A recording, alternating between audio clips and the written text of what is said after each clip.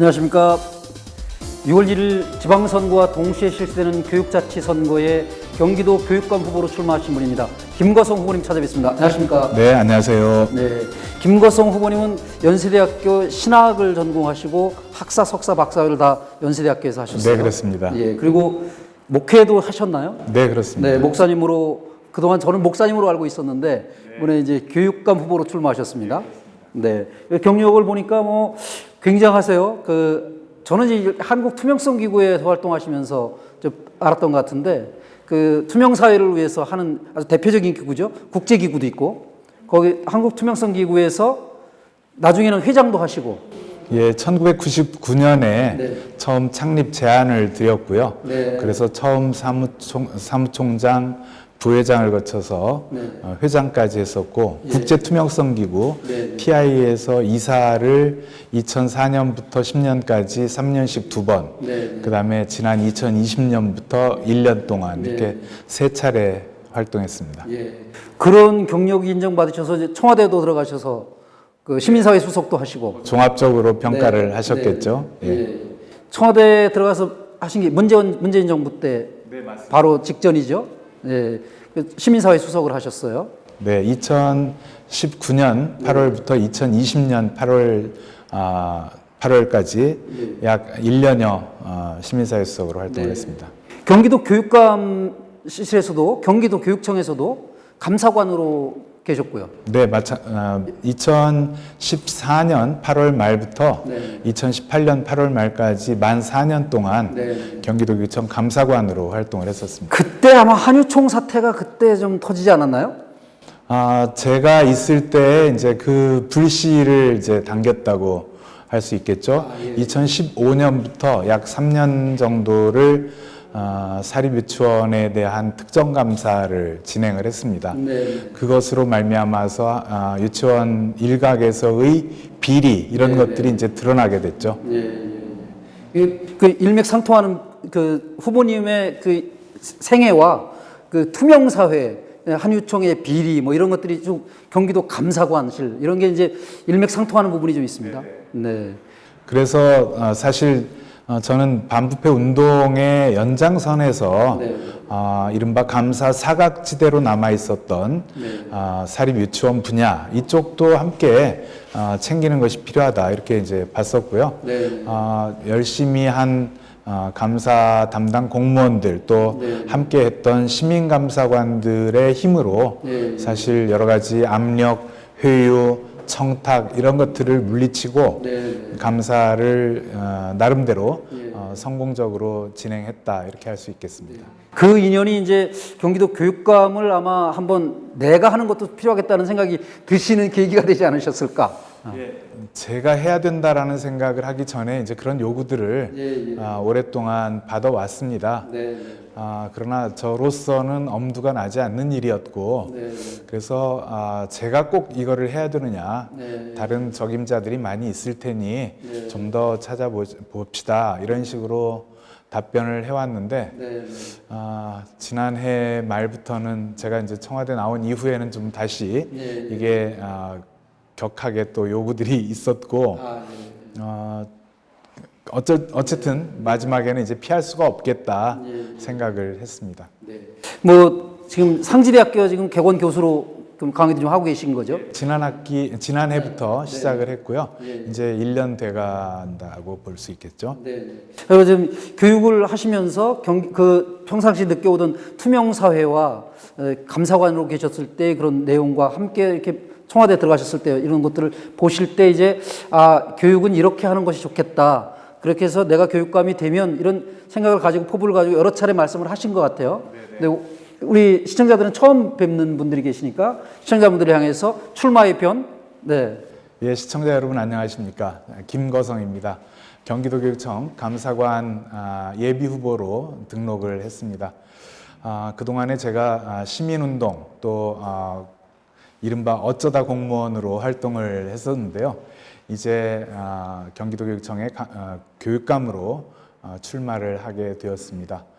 무엇보다도 제가 살아왔던 길이 그동안에 이 사회의 투명성 또 부패를 극복하는 일 이러한 과제를 걸고 살아왔고 또 그것을 국내뿐만 아니라 국제적으로도 열심히 노력을 해왔습니다.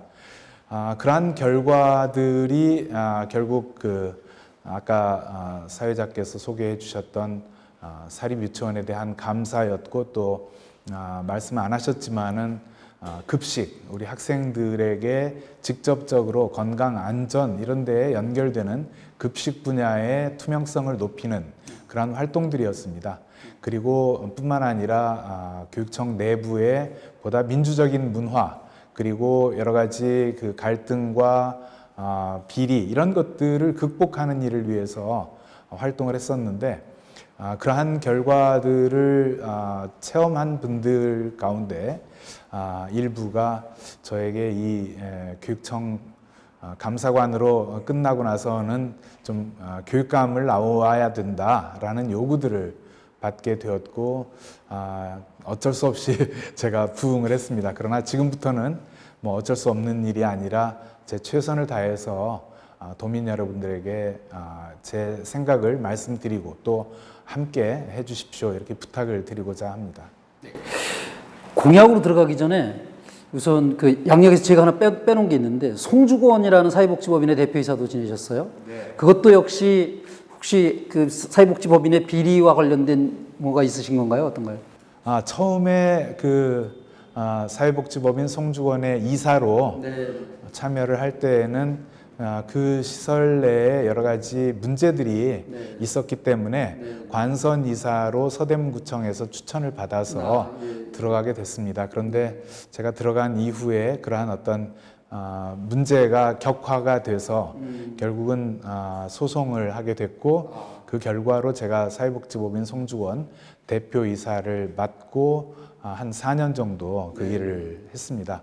거기에서 활동하면서 우리 아이들에게 자존감이라는 게 얼마나 중요한지 또 하나는 앞으로 자기 미래에 대한 비전 이런 것들이 얼마나 중요한지를 절절하게 느꼈습니다. 그래서 그러한 과정도 역시 이 교육감 출마를 결단하는 데 큰 영향을 주었다 이렇게 말씀드릴 수 있겠고요. 특히 그 아이들이 이제 이른바 요보호 아동 부모님이나 가족들로부터 보호를 받기 어려워서 그 시설에 이제 함께 살기 때문에 그 아이들에게 과거는 바꿀 수가 없으나 지금부터 내 삶을 지금 행복하게 살고 또 미래에 행복할 수 있는 역량을 갖추어야 된다 이런 생각을 가졌고 그것이 결국 즐거운 오늘 보람찬 미래 이런 이제 표어를 걸게 됐습니다. 이번에 출마를 하면서 표어로 오늘도 내일도 더불어 행복한 경기교육 이런 캐치프레이즈를 내걸었는데 사회복지법인 송주권의 비전의 아류 이렇게 생각을 할 수 있겠습니다. 그 후보님의 그런 활동들이 좀 총망라된 게 보니까 제가 양력에서 빼뜨렸는데 정말 죄송합니다. 그 중요한 걸 빼뜨렸는데 그 국민훈장 모란장을 받으셨어요. 네, 모란장은 사실 이제 그러한 활동들 가운데에서 2005년에 그 투명사회협약이라는 것을 성공적으로 이끌어냈고 물론 뭐 그 이전에 부패방지법이라든지 또는 여러 가지 부패방지위원회라든지 이런 어떤 법제를 위해서 노력한 공로도 인정이 됐겠지만 무엇보다 중요한 것은 2005년 3월 9일 체결되었던 투명사회협약에 대한 정부의 인정이라고 생각을 합니다. 예, 이렇게 약간 이제 양력 경력을 좀 보충해드렸고요. 이제 주요 공약으로 좀 들어가 보겠습니다. 예, 첫 번째 공약을 보니까 초등 영어 무상방과후 교육이에요.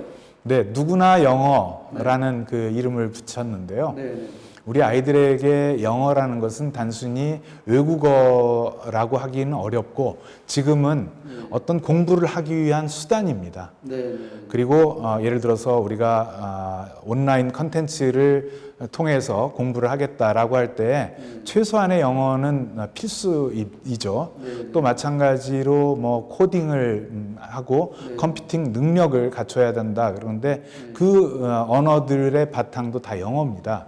그래서 전 세계적으로 약 60%의 인구가 이 영어를 통해서 이제 의사소통을 하게 되어 있습니다. 물론 뭐 자기 모국어인 사람도 있지만 그렇지 않은 경우도 있어서, 그러나 우리 현실에서는 학생들에게 학교 교육을 통해서 이 영어를 학습할 수 있는 시간은 약 900시간 정도 되거든요. 그런데 학생들이 어느 정도 영어를 해야 된다 그러면은 한 3000시간, 또 익숙하게 영어를 유창하게 할 수 있겠다 그러면 한 5000시간 정도가 필요하다고 합니다. 그런데 그것이 학교 교육을 통해서 충족되지 못하니까 우리 학생들을 위해서 우리 부모님들이 이제 사교육을 통해서 대부분 이 영어를 해결하고 계십니다. 이러한 점에 착안해서 우리 아이들에게 초등 3학년부터 6학년까지 방과 후 무상 영어 클래스를 진행을 할 수 있도록 하겠다라고 공약을 걸었고요. 그것을 예산 추계를 해보니까 1년에 약 900억 정도 소요가 됩니다. 그 원어민 강사들을 부르는 건가요? 아니면 강사는 뭐 국내에 많은 그 영어 그 전문 강사들이 계시고요. 뭐 일부는 원어민도 있을 수 있겠습니다만은 그리고 또 이제 온라인 컨텐츠들도 많이 있고, 그래서 이제 그런 것들이 그 선생님들하고 함께 진행하는 방식으로 이렇게 준비를 했는데, 그것을 학부모들의 입장에서 보면 학생들이 20만 원이다, 예를 들어서 월 그 수강료의 학원, 그러면은 그 돈은 약 조 단위로 넘어가게 됩니다. 그래서 학부모들 입장에서는 자신의 어떤 노후, 미래를 위해서 준비해야 되는 그러한 비용들을 지금 당장 우리 아이들을 위해서 쓸 수밖에 없는 그런 구조인데, 이것을 교육청에서 누구나 영어 프로그램을 통해서 담당해 준다면 그것이 가계의 부담에도 큰 어떤 경감이 될 수 있다, 이렇게 생각을 하고, 우리 아이들한테 또 영어라는 것이 필수적이니까 그래서 이제 이 누구나 영어 프로그램을 준비하고 있습니다. 그 아울러서 바로 초등학교 방과 후 다른 과정들도, 영어 과정 말고 다른 모든 것들도 무료로 다 하겠다, 무상 방과 후. 초등 1학년부터 2학년까지 일부 이미 무상이 실시가 됐는데요. 저는 그 부분들은 더 이상 학부모들에게 부담을 주지 않더라도 교육청이 충분히 부담할 수 있는 정도다, 이렇게 이제 판단을 했고, 그래서 1학년부터 2학년까지는 무상 방과 후, 3학년부터 6학년까지는 영어 무상 방과 후, 물론 뭐 그러한 과정을 원하는 학생들에게는 무상으로 해주겠다, 이렇게 이제 공약을 걸고 있습니다. 그렇죠. 당연히 방과 후 교육이니까 뭐 의무 교육은 아닌 거고, 선택해서 교육청에서, 경기도 교육청에서 실시해주는 프로그램에 맞춰서 방과 후 프로그램을 들을 때 내 돈을 안 내도 되도록 한다. 부모님 돈이 안 들어가도록 한다, 이런 얘기. 사실상 그것이 뭐 부모님들이 낸 세금으로 조성된 것이긴 합니다. 그렇긴 하죠. 그런데 그거를 직접 우리 자녀들을 위해서 직접 써주는 거니까, 뭐 강파에 치는 거 아니고. 그러면 그다음에 이제 촘촘한 돌봄 교실에 관한 그 공약도 내셨어요? 돌봄을 우리 부모님들이 생각할 때는 내가 출근을 하고 나서 아이들이 학교를 가게 되니까 그 공백이 좀 문제가 있다, 이런 문제 제기를 많이 해오셨습니다. 그래서 초등의 경우에 8시에서 9시까지 1시간 그 돌봄을 오픈을 하고, 또 저녁 8시까지, 뭐 지금도 일부 학교는 뭐 한 7시까지 진행을 합니다만은 8시까지 방과 후 돌봄을 좀 할 수 있도록 이렇게 준비를 하고 있고요. 그러한 그 방과 후라는 것도 내용이 매우 중요하다고 생각을 합니다. 그냥 방과 후라고 해서 시간만 보내주는 것이 아니라 문, 예, 체 이런 분야를 중심으로 해서 우리 아이들의 자존감, 또 아이들의 미래 역량을 위해서 꼭 필요한 그러한 과목들을 이 방과 후를 통해서 진행할 수 있다고 생각을 합니다. 지금까지 쭉 해주신 세 가지 공약 내용 보면 초등 영어 무상 방과 후 교육, 그다음에 1, 2학년 방과 후 전면 무상, 그리고 촘촘한 돌봄 교실도 운영하고 하는 거예요. 이것이 가정에서 사교육비를 부담하는 내용을 대폭 절감시켜준다. 거기에 이제 중고등학생들 같은 경우에 옛날에는 그 강제 야간 자율학습이 있었습니다. 근데 지금은 이제 강제라는 건 없어졌고 야간도 없어졌습니다. 그러니까 학교에서 학과 공부가 끝나면은 집으로 가야 되는데 집에 부모님이 안 계실 경우에는 집에서 그 아이들이 뭘 하는지 부모님 입장에서는 좀 불안할 수 있죠. 그래서 이제 학원 뺑뺑이를 돌리는 경우들이 많이 있는데 그렇게 할 필요가 있냐. 물론 학원을 가겠다고 하면은 그 학원을 갈 수 있도록 하지만은 학교에서 남아서 내가 공부를 하고 싶다.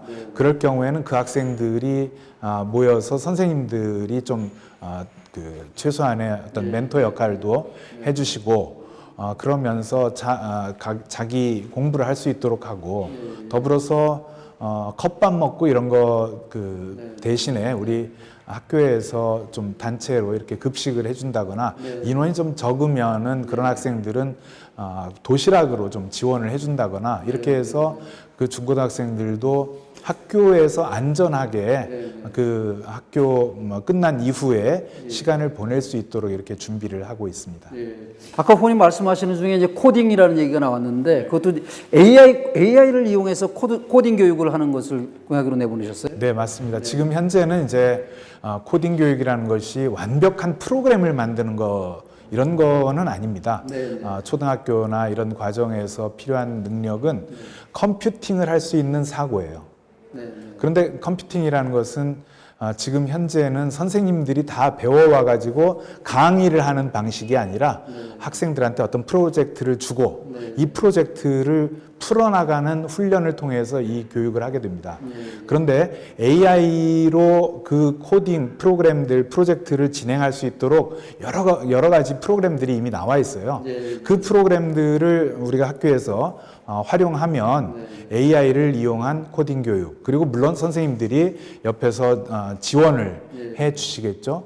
이렇게 해서 이것도 역시 원하는 사람은 누구나 그 경기 교육을 통해서 누구나 코딩을 받았다 이렇게 할 거고 단지 코딩을 시간을 때워주는 것이 아니라 학생들의 수준, 능력 이런 것에 따라서 체계화된 어떤 프로그램들을 그 따라 올라갈 수 있도록 그냥 시간 당신은 너는 1학년이니까 너는 2학년이니까 그 과정이 아니라 자신의 어떤 능력 수준에 맞게 최대한 맞춤형으로 이 AI를 활용한 코딩 교육 그래서 이것도 누구나 코딩 이렇게 이름을 붙였습니다. 이것도 이제 무상으로 하는 거죠?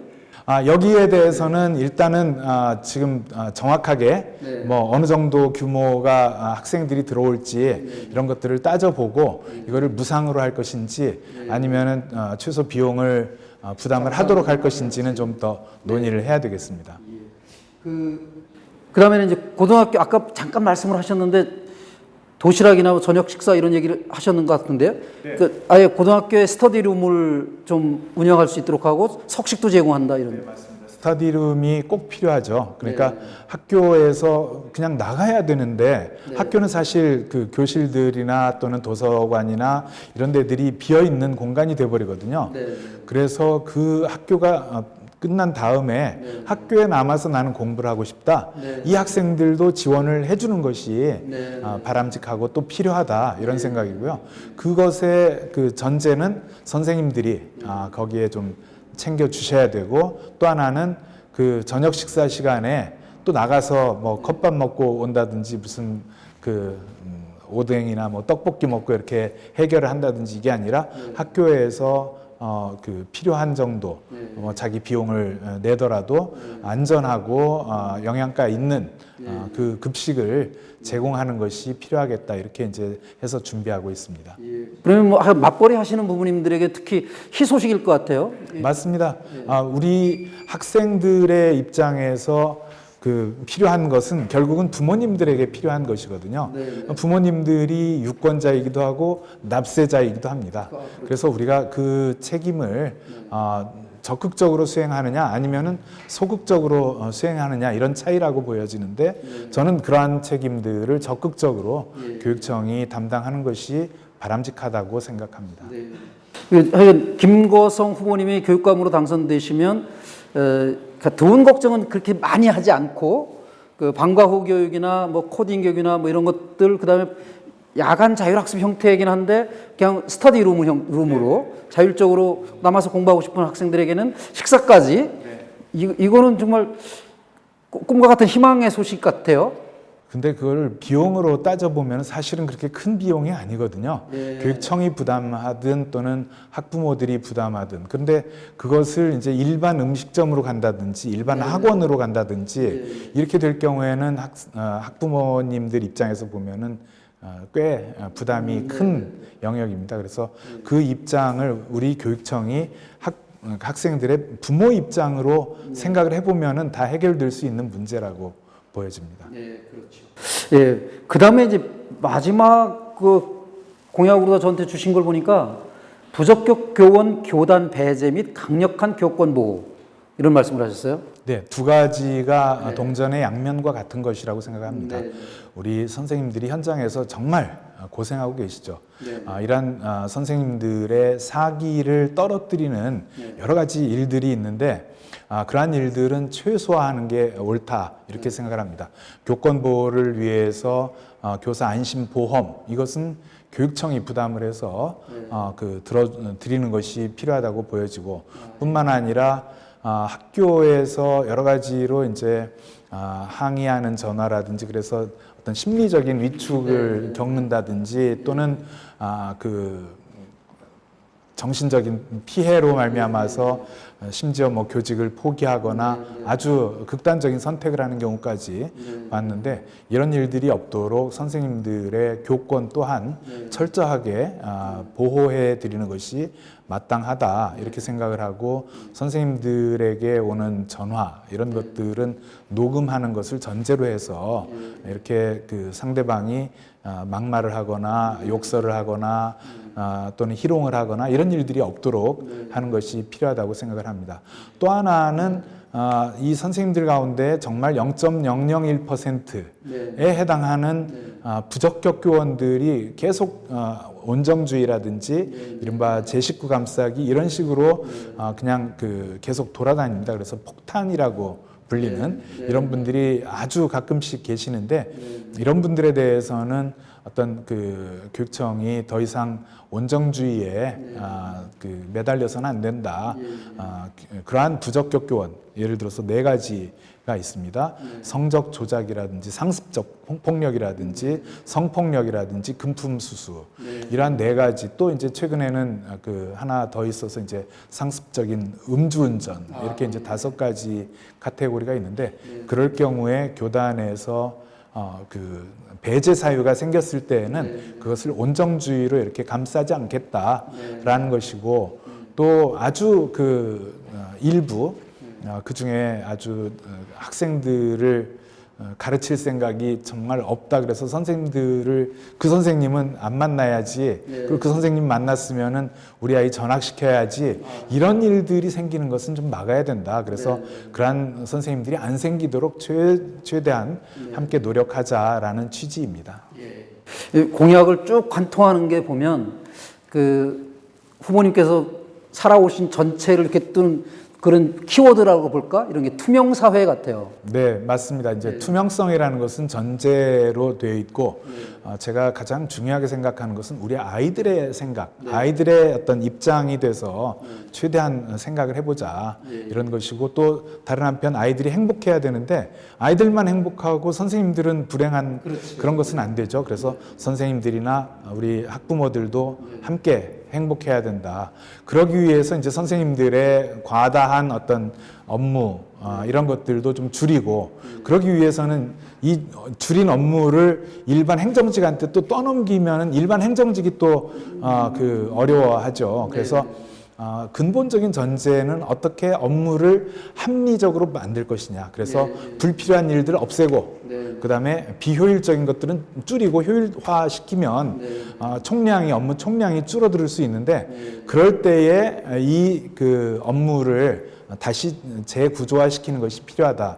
이렇게 생각을 합니다. 예를 들자면은 우리 현장에서 고등학교 같은 경우에 뭐 그 우리 선생님들도 학교에서 필요한 서류들을 만들고 영수증을 첨부하고 이렇게 해서 쌓아 놓으면은 어느 정도나 될 것 같습니까? 높이가 학교 고등학교 평균적인 규모에서 네. 그게 3m 정도 된다 그래요. 그래요? 근데 3m 서류들이 네. 정말 필요한 서류냐? 네. 제가 감사관을 해봤는데요. 네. 감사관 하면서 어떤 학교에서 영수증을 그 인터넷으로 어떤 토너를 주문하고 네. 토너를 바로 영수증 출력한 다음에 취소를 해요. 그리고 똑같은 금액으로 뭐 피자도 사고 뭐 옷도 사고 무슨 그 완도산 참 전복도 사고 컴퓨터 부품도 사고 그 서류는 아무 이상이 없습니다.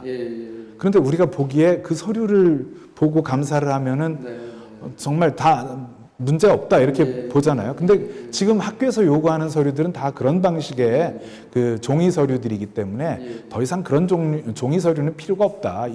인터넷상에 그 카드 사용 내역이 다 나오기 때문에 그래서 이제 최소화시킨 그리고 가능하면은 앱을 통해서 그 현장에서 사진만 찍으면은 그냥 그 내용으로 증빙이 가능하도록 이렇게 만드는 것이 필수적이라고 생각을 하고 이렇게 효율화된 그 업무들을 전제로 해서 업무의 어떤 재구조화 이렇게 되면은 우리 선생님들도 행복할 수 있다 이렇게 생각을 합니다.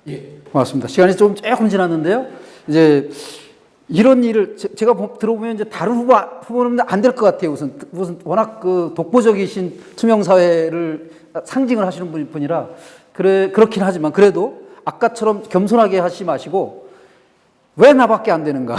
경기도 교육감 왜 김거성밖에 안 돼? 다른 후보 안 돼요? 예, 그 여러 직책들을 저도 했습니다. 그 직책을 했느냐 안 했느냐 이것은 둘째 문제라고 생각합니다.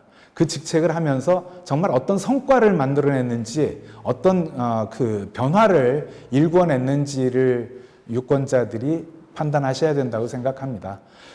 저는 사립유치원 그 특정감사를 통해서 우리 아이들에게 안전 또는 그 교육 내용 이런 것들이 위협에 처하는 것을 막아내고자 애썼습니다. 또 급식 분야 투명성을 높이는 일을 만들어냈습니다.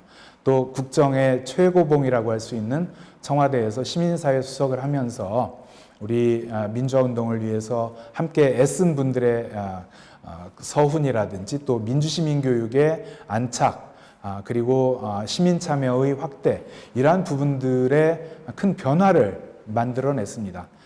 우리 그 유권자들께서 보셔야 되는 것은 어떤 직책을 했느냐, 어떤 높은 자리에 했느냐, 뭐 제가 시민사회 수석으로 뭐 차관급 공직자였다 이것을 볼 것이 아니라 그러한 자리에서 어떤 결과를 만들어냈는지를 보셔야 된다고 생각을 합니다. 저는 그런 의미에서 감사관을 할 때 또 시민사회 수석으로 활동을 할 때 뚝심으로 정말 바른 길, 정말 필요한 길에 최선을 다했다고 자부를 합니다. 그래서 저한테 뚝심 감사관 이런 표현을 쓰고 또 저한테 뚝심 교육감이 되어줘라 이런 요구들을 받고 있습니다. 저는 우리 유권자들께서 지지해 주신다면은 분명히 경기 교육을 바꿔낼 수 있습니다. 그리고 이 바꿔내는 것은 단순히 어떤 더 하면 좋은 것이 아니라 역사적인 과제이고 우리 모두의 사명입니다. 그래서 우리 유권자들이 이번 6월 1일 지방선거를 통해서 더 이상 과거 시대로 회귀하는 교육이 아니라 미래 역량을 갖추고 또 우리 학생들에게 앞으로 지금도 행복하고 앞으로 더 행복할 수 있는 그 역량을 갖추도록 하는 그런 노력을 함께 기울여 나갔으면 합니다. 끝으로 제가 강조하고 싶은 것은 우리 사회가 지속 가능한 민주주의를 확보해야 됩니다. 그런 의미에서 민주시민교육을 바탕으로 깔고 이러한 것들이 우리 학생들의 생각의 바탕에 자리 잡게 된다면 우리 사회가 더 안정적인 민주사회 또 민주주의가 더 지속 가능하게 되는 결과도 만들어낼 수 있을 것이라고 확신합니다. 우리 유권자 여러분 함께 해주시면 감사하겠습니다. 꼭 바꾸어내겠습니다. 네. 아주 짧게 단일 후보 지금 여론조사 기관이죠. 저를 지지해 주세요. 단일 후보와 관련해서 한 말씀. 예, 현재 네 분의 후보가 함께 단일화 과정을 거치고 있습니다. 민주 진보 진영의 단일 후보를 만드는 것은 최종적으로 교육감을 정말 민주 진보 세력이 확실하게 차지하도록 하기 위한 전 단계로 필수적인 단계입니다. 저는 그런 의미에서 지금 다른 어느 후보보다 준비되어 있는 후보다, 또 그러한 것들을 관철시켜본, 또 관철시켜낼 수 있는 역량을 갖춘 후보다, 이렇게 말씀을 드립니다. 덧붙여서 이번에 이제 여론조사와 선거인단 조사를 통해서 최종적인 후보를 우리가 선택을 하게 됩니다. 우리 유권자들께서 그 후보에 대해서 전적으로 지지를 해주셔서 우리 교육이 과거 MB시대로 회귀하거나 또는 갈팡질팡하는 그러한 일들이 없도록 붙잡아 주시기를 부탁을 드립니다. 고맙습니다. 네, 고맙습니다. 지금까지 6월 1일 지방선거와 동시에 실시되는 교육자치선거에서 경기도 교육감 후보로 출마하신 분이십니다. 김거성 후보님이셨습니다. 고맙습니다. 네, 감사합니다.